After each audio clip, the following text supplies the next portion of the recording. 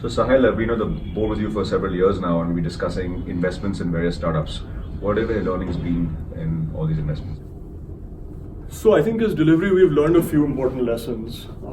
The first is really, and in one line, is that we're not professional investors, or we're not financial investors in companies. The only reason for us to invest in a company technically should be to acquire capabilities.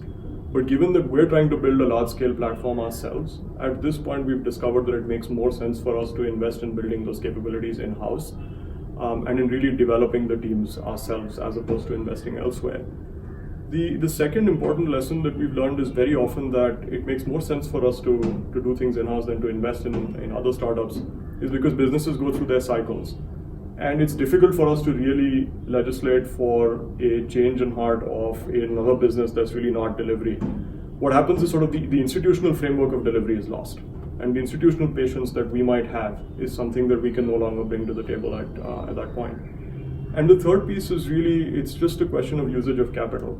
The reality is that any investment is a case where we're ultimately likely to pay a higher multiple, or we're likely to pay future value now. Whereas when we do it within our own, from our own balance sheet within Delhivery, we're effectively taking all of the benefit by doing it at a much lower valuation than we would by investing elsewhere. And so it's a better use of our cash to invest in ourselves as opposed to any other startups. So net lesson is be very conservative and generally don't invest.